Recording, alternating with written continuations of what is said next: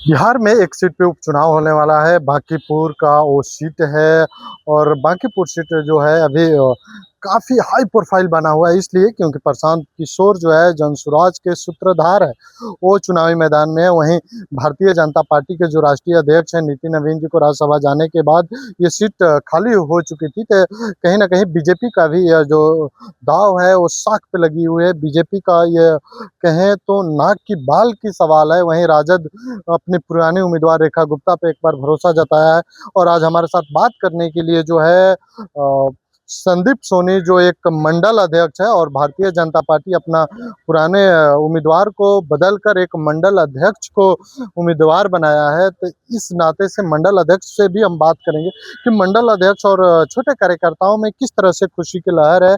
और वहीं दूसरी चीज़ कि प्रशांत किशोर जिस जिला से आते हैं, जहाँ उनकी बाज़ार है, कहें तो मार्केट है सासाराम, वहीं के ये निवासी हैं। तो प्रशांत किशोर के बारे में ज़्यादा बेहतर बता सकते हैं कि कितना अच्छा और कितना बेहतर करेंगे प्रशांत किशोर।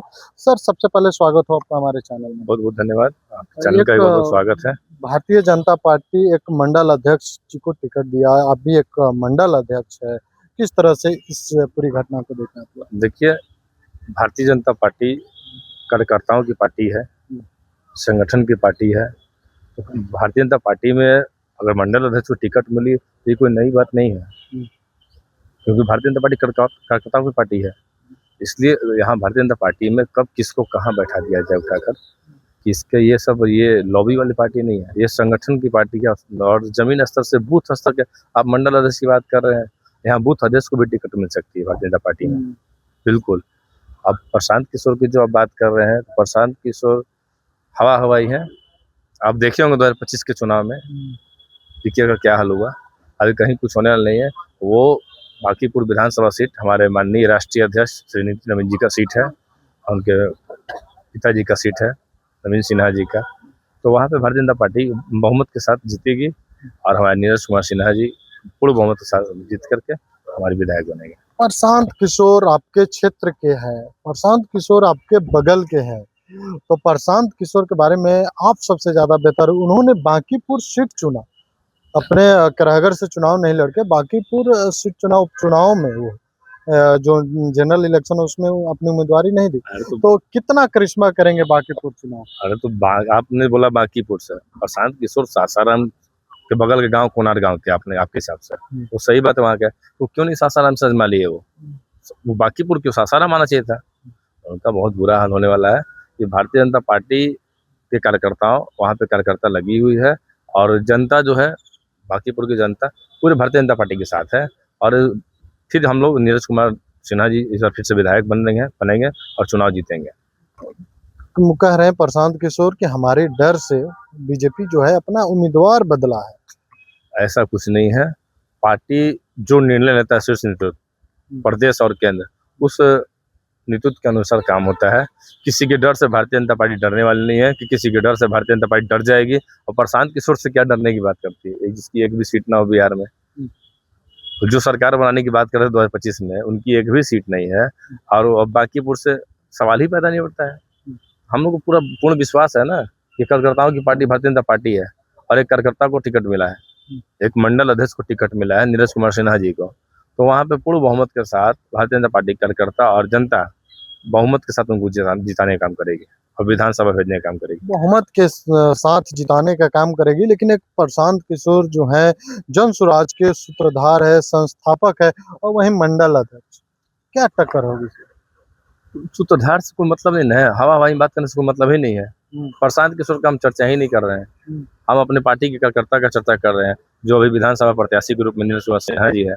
हमारे देश की सबसे बड़ी पार्टी, विश्व की सबसे बड़ी पार्टी भारतीय जनता पार्टी है, उनके सिंबल पर वो चुनाव लड़ रहे नीरज कुमार सिन्हा, वो पार्टी ने तय किया है, ठीक है। और प्रशांत किशोर का कहीं कुछ नहीं है, सब हवा हवाई है, बरसाती मेढक है, आएंगे और चले जाएंगे। बरसात भी अभी है, बरसात है, बरसात में मेढक आते हैं और टर टर करके चले जाते हैं। टटर करके चले जाते हैं, लेकिन आपके जो मुख्यमंत्री है सम्राट चौधरी, उनको बहरूपिया बताते हैं, कभी अपराधी बताते हैं, कभी अभियुक्त बताते हैं। इसको किस तरह से देखते हैं? आपका जो मुख्यमंत्री है, उनका आरोप लगाते हैं। विपक्ष वाले का काम होता है आरोप प्रत्यारोप लगाना, ये राजनीति में ऐसा कुछ है नहीं, वो साबित करके देखा है। आरोप प्रत्यारोप लगाना तो विपक्ष का काम है, ठीक है, ऐसा कुछ नहीं है। जैसे सभी यादव भी कुछ बोलते हैं, कभी कुछ विपक्ष पर हमको क्या, विपक्ष पे कोई टिप्पणी करना ही नहीं है हमको। हमको अपने कार्यकर्ता को जिताना है और मंडल से जिताना है, और भारतीय जनता पार्टी के कार्यकर्ता जिता के फिर से विधानसभा भेजने का काम हम लोग करेंगे। प्रशांत किशोर जी गरीबों की बात करते हैं, वंचितों की बात करते हैं और आवाज उठाने की बात करते हैं। क्या है अपने क्षेत्र में इस तरह अच्छा का अच्छा काम किए हैं? अच्छा, वो क्या किए हैं गरीबों के लिए बताइए? सासाराम, नहीं, तो वो आपसे पूछ रहे हैं। सासाराम विधानसभा से है वो, और सॉरी करागर विधानसभा से, कोणार्क करागर विधानसभा आती है, सॉरी। तो करागर विधानसभा में वो क्या किए हैं गरीबों के लिए? अपने गांव में क्या किए हैं बताइए ना। अपने उनके गांव में आप जाके सर्वे कीजिए, उनके गांव के लोगों से जाके पूछिए कि प्रशांत किशोर अपने गांव के लिए, अपने गोतीय परिवार के लिए क्या किए हैं। पहले अपने गांव के लिए करे, तब जनता के लिए करे और बिहार के लिए करे। उनके लिए सब हवाई बात है।